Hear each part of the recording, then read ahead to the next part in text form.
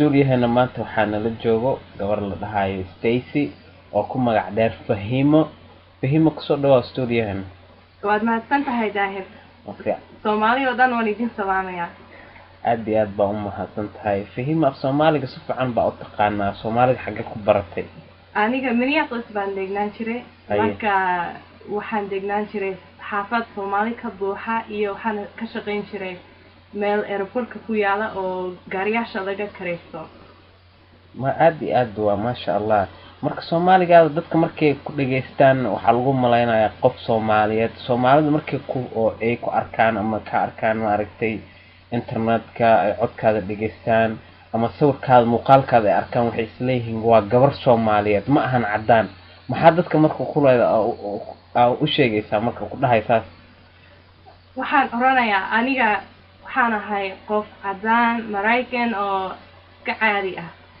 aniga waxaan ku dhashay gobolka Illinois magaalada Chicago agtiisa waxaan ku dhashay.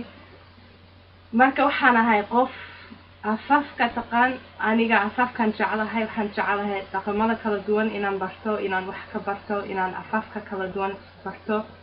marka afka Soomaaliga markii ugu horeysa oo aan maqlay dad afka ku hadlayaan waan ka helay afka Soomaaliga quruxdiisa oo badan yahay afka Soomaaliga oo aad iyo aad baa uga hesho dhaqankan Soomaalida waa aad baa u jeceshahay Soomaa aad iyo aad baan ugu jecelahay afka Soomaaliga iyo dhaqankiisa. Soomaalida marka maxaa ugu jeceshahay dhaqanka Soomaalida? maxaa xagga cuntada ha noqoto xagga dharka ha noqoto xagga maxaa ugu xagga Soomaalida ugu jeceshahay dhaqanka maxaa ugu jeceshahay? wax kasta laakiin waxaan ugu jecelahay dhaqanka Soomaaliga suugaantiisa صح mahmadiisa صح iyo murtidiisa. waa af Soomaali waxa ku hadlaysaa aad iyo aad ma aragtay aniga aan la yaababo ma aragtay Soomaalida dad waxa jira dhaqanka Soomaalida ka tagay oo dhaqankooda ma aragtay Soomaalida oo ka tago dhalinyarta ha noqoto gabdhaha Soomaaliyeed hadda soo kac ha noqoto. marka maxaa ku oran lahayd dadkaasi oo hadda wadankan ku koray oo dhaqankooda u maleyn wax fiican? waa wax la yaab leh. horta dhaqanka Mareykanka dhaqan xun ma aha laakiin haddii aad haysato dhaqan qurux badan oo taariikh u leeyahay صح taariikh dheer buu leeyahay afka iyo dhaqankiisaba ha ka tegin afkaaga hooyo dhaqankaaga hooyo waayo waa wax aad iyo aad u qaali badan. waa صح marka heesaha Soomaaliga maxaa ugu jeceshahay? heesaha Soomaaliga kuwa ugu jeceshahay?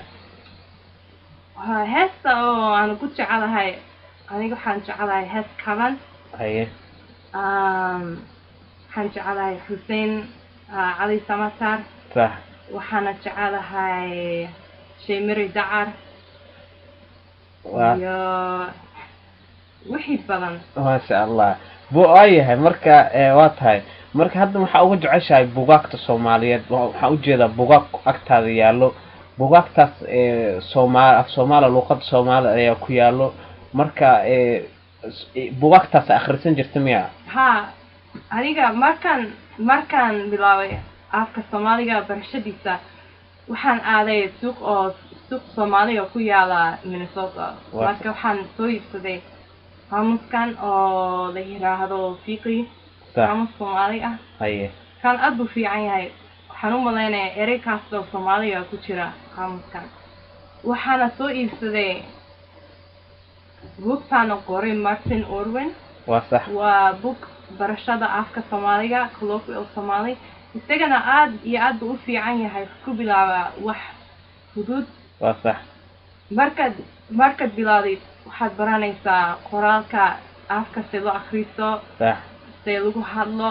صح haddii aad maalin walba ku dadaasha afkaaga waa si koraya oo si fiicnaanaya. maasha Allah markaan buuggan waan dhameeyay haddana afka xogaa waan aqaana.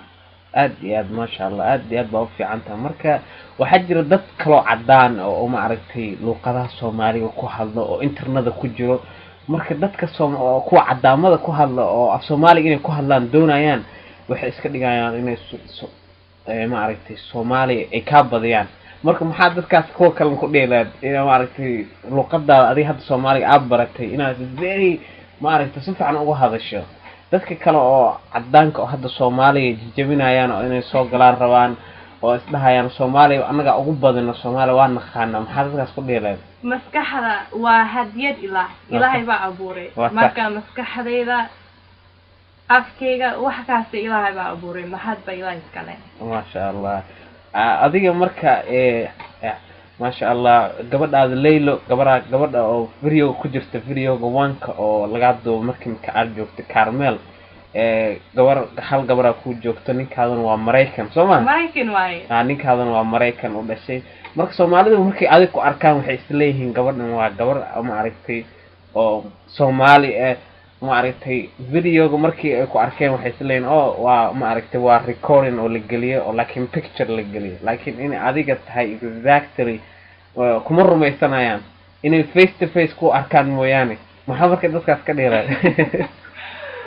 meel kasta oo tagtid Minnesota ama San Diego ama Portland ama Seattle waa jira dad Soomaali oo si fiican ay garanayaan waa sax meel kasta ay joogaan ما شاء الله marka ninkaada laakiin waa nin Mareykan u dhashay adigana Mareykan u dhalatay dadkan marka muslimiinta ku qabaan muslimiintii Soomaa aniga diinta waan si baranay waxaan aniga rumaysadkayga waxa way ilaahay waa hal صح ilaahay waa hal ilaah baan rumaysanahay ilaahay baan jecelahay idinkuna muslimiinta waan idin jecelahay aad iyo aad waxyaalo badan oo qaali ah ayaan ka bartay dadka muslimiinta oo dhan oo meel kasta jooga aad iyo aad ma sha Allah aad iyo aad marka maxaa is leedahay inaad ka bedel lahayd dadka Soomaaliyeed maaragtay hadday noqoto dhaqan hadday noqoto maaragtay isu keen Soomaalidan hadda waa aragtay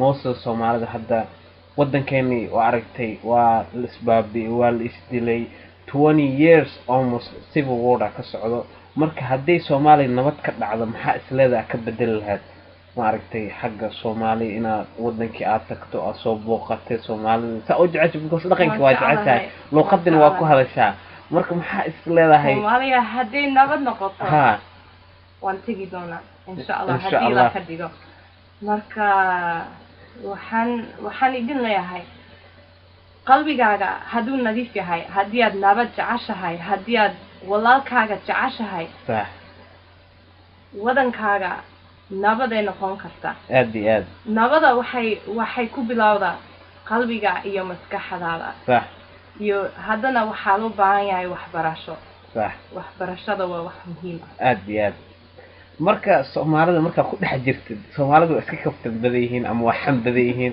markay adiga suuqaasha ama Carmel ama meelaha Soomaalida meelaha suuqaasha aad tagto Soomaali waxa jirto iska hadal badan ama ku xamanayo ama maaragtay wana cadaan miyaa Soomaali oo Soomaali kula hadasho ma ku qabatay waliga wiilasha way ugu digdan yihiin hay wiilasha ugu digdan waxay dahaan oo cadaanka fiiri gabadhaas oo ma Soomaali ma qaba ma Soomaali ma qaba leeyihiin ay saas leeyihiin luqad xagee ku baratay wiilasha ugu dib badan miyaa horta wiilasha waa ugu dib badan ما شاء الله ولكن هذا Minnesota waxa uu sheegaysaa in reer Minnesota ahaan aad tahay reer Portland Oregon Minnesota waxaan joogay sanadka 2003 ilaa 2009 aan joogay haddana waxaan u soo guuray Portland Oregon aniga aad reer Minnesota isla nahay laakiin haddana waxaan joognaa Portland Oregon la Portland Oregon meeshaan deganahay meel fiican way barafka waa ku yeeryahay roobka waa ku badan yahay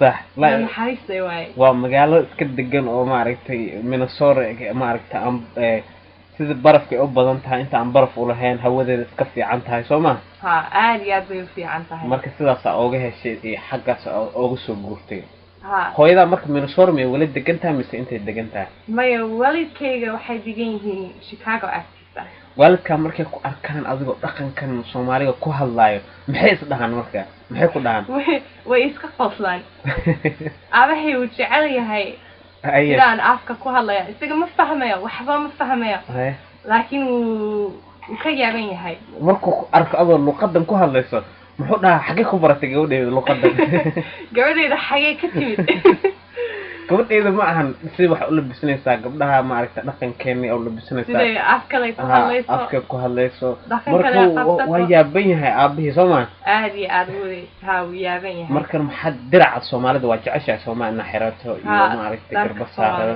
garbasaaro goono maxaa marka cuntada ugu Soomaalida maxaa ugu jeceshahay cuntada Soomaalida ma taqaanaa si loo waraqan xoogaa sidoo kariya maxaa taqaan marka shaah ma taqaan shaah sambusaha suqaar bariis